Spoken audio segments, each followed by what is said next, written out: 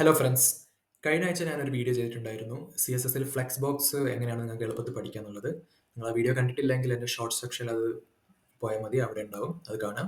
ഇന്നത്തെ ഈ വീഡിയോയിൽ ഞാൻ നിങ്ങൾക്ക് ഇൻട്രൊഡ്യൂസ് ചെയ്യുന്നത് പുതിയൊരു വെബ്സൈറ്റാണ്.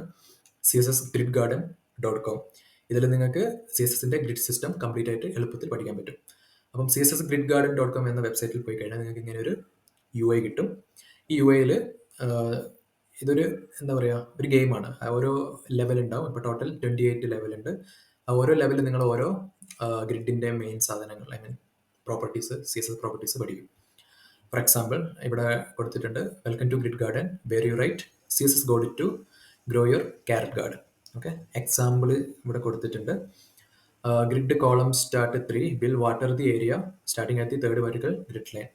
അതായത് ഈ ഒരു ക്യാരറ്റിൻ്റെ ഏരിയയിൽ നമുക്ക് വെള്ളം തളിക്കണം. അതിന് വേണ്ടിയിട്ട് നമ്മൾ എന്ത് ചെയ്യുക, ഈ ഒരു പ്രോപ്പർട്ടി യൂസ് ചെയ്യുക, ഗ്രിഡ് കോളം സ്റ്റാർട്ട് 3. അന്നേരം ആ വെള്ളം ക്യാരറ്റിന് കൊടുത്തു.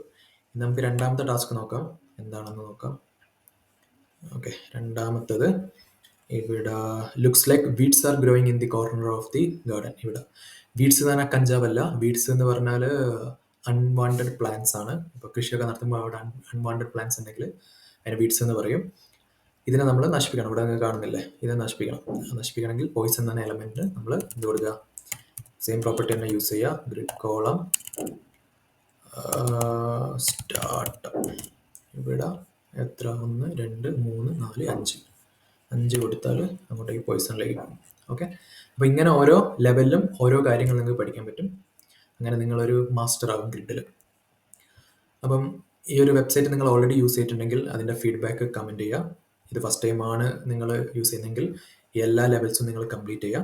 അതേപോലെ ഇങ്ങനത്തെ വീഡിയോസ് ഇനിയും കാണണമെങ്കിൽ ചാനൽ സബ്സ്ക്രൈബ് ചെയ്യുക. അപ്പോൾ അടുത്തൊരു വീഡിയോ ആയിട്ട് ഇനി വരുന്നതായിരിക്കും. Bye bye.